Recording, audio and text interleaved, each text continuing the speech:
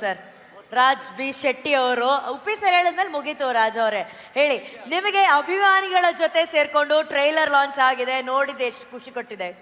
ಬಹಳ ಖುಷಿ. ಅಂದ್ರೆ ಒಂದೇ ಒಂದು ಡಿಫರೆನ್ಸ್ ಏನಂದ್ರೆ ನಾನು ಕೂಡ ಶಿವಣ್ಣ ಅವರ ಅಭಿಮಾನಿ, ಹಾಗಾಗಿ ಒಬ್ಬ ಅಭಿಮಾನಿ ನಿಮ್ಮನ್ನು ರೆಪ್ರೆಸೆಂಟ್ ಮಾಡಕ್ಕೆ ವೇದಿಕೆಯಲ್ಲಿದ್ದೀನಿ.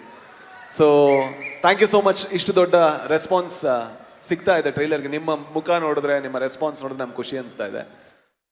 ನಮಗೆ ಯಾವತ್ತೂ ಕೂಡ ಬಹಳ ಒಂದು ನೋವು ಏನಂದ್ರೆ ಕನ್ನಡದ ಸಿನಿಮಾಗಳು ತುಂಬ ದಾಟಲ್ಲ, ಬೇರೆ ಕಡೆ ಹೋಗಲ್ಲ. ನಾವು ಯಾವತ್ತೂ ಕೂಡ ಪರಭಾಷಾ ಸಿನಿಮಾಗಳು ಹಾವಳಿ ಅಂತ ಭಾವಿಸ್ತಾ ಇರ್ತೀವಿ. ನಾವು ಕೂಡ ಹಾವಳಿ ಕೊಡೋರ್ ಥರ ಆಗಬೇಕು, ಅಷ್ಟು ಒಳ್ಳೆ ಸಿನಿಮಾಗಳನ್ನ ನಾವು ಮಾಡಬೇಕು. ಸೊ ಈ ಸಿನಿಮಾ ಆ ಕೆಲಸ ಮಾಡುತ್ತೆ ಅನ್ನುವಂಥ ನಂಬಿಕೆ ನನಗಿದೆ.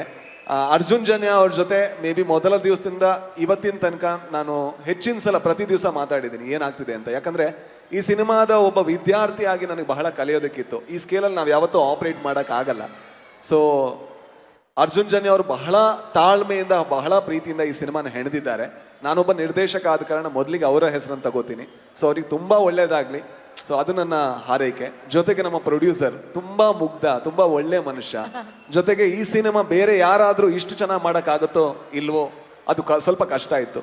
ಬಟ್ ಹಗಲು ರಾತ್ರಿ ಅವರು ಈ ಸಿನಿಮಾ ದುಡಿದಿದ್ದಾರೆ, ಅವರಿಗೂ ಬಹಳ ಒಳ್ಳೇದಾಗಬೇಕು. ಆ್ಯಂಡ್ ನನಗೆ ಬಹಳ ಖುಷಿ ಇರೋದೇನು ಅಂತ ಹೇಳಿದ್ರೆ, ನಾನು ಶಿವಣ್ಣ ಮತ್ತು ಉಪ್ಪಿ ಸರ್ ಇಬ್ಬರ ಅಭಿಮಾನಿ ಕೂಡ.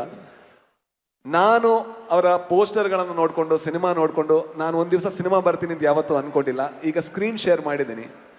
ಆದರೆ ಖುಷಿ ಏನಂದರೆ, ಯಾರೋ ಈ ಸಿನಿಮಾ ಮುಗಿದ ಮೇಲೆ ಕೇಳಿದ್ರು ಸ್ಟಾರ್ಸ್ ಜೊತೆ ಆ್ಯಕ್ಟ್ ಮಾಡಿದೆ ಹೇಗೆ ಅನಿಸ್ತು ಅಂತ. ನಾನು ಹೇಳಿದೆ ಸ್ಟಾರ್ಸ್ ಜೊತೆ ಆ್ಯಕ್ಟ್ ಮಾಡಿದೆ ಅಂತ ಅನಿಸಿಲ್ಲ, ಅದು ಅವ್ರ ದೊಡ್ಡತನ ಅಂತ. ಐ ಥಿಂಕ್ ಯಾವತ್ತೂ ಕೂಡ ಎಲ್ಲೋ ಒಂದು ಕಡೆ ಯಾರೋ ಒಬ್ಬ ಹೊಸಬ ಬಂದಿದ್ದಾನೆ, ನಂತರ ನೂರಾರು ಜನ ಅವ್ರು ನೋಡಿರ್ತಾರೆ, ಯಾವತ್ತೂ ಅದನ್ನು ತೋರಿಸ್ಕೊಟ್ಟಿಲ್ಲ. ಅದಕ್ಕೆ ತುಂಬ ದೊಡ್ಡ ಥ್ಯಾಂಕ್ಸ್ ಇಬ್ಬರಿಗೂ ಕೂಡ.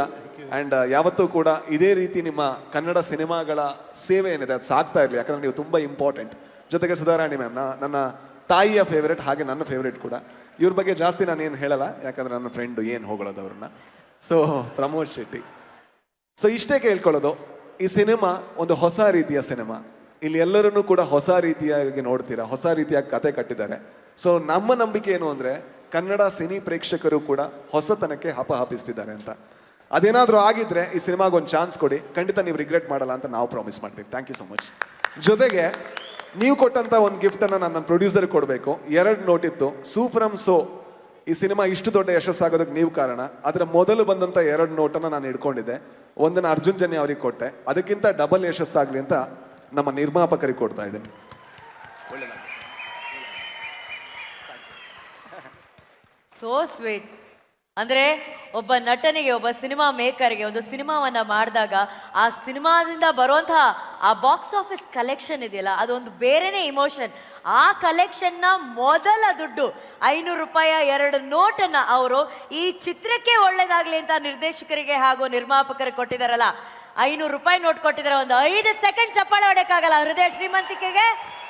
ಅದು ಸೂಪರ್ ರಾಜ್, ಸೂಪರ್. ನಾನು ಏನಾದರೂ ಒಂದು ಮಾಡಿ ನಿಮ್ಮ ಹತ್ರ ಅಟ್ಲೀಸ್ಟ್ 5 ರೂಪಾಯಿ ಆದರೂ ತಗೊಳ್ಳೋ ಥರ ಏನಾದರೂ ಒಂದು ಸಾಧನೆ ಮಾಡ್ತೀನಿ.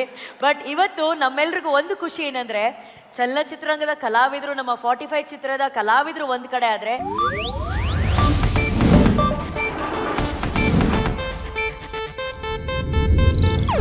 ಇದು ಏಷ್ಯಾನೆಟ್ ನ್ಯೂಸ್ ನೆಟ್ವರ್ಕ್ ಪ್ರಸ್ತುತಿ.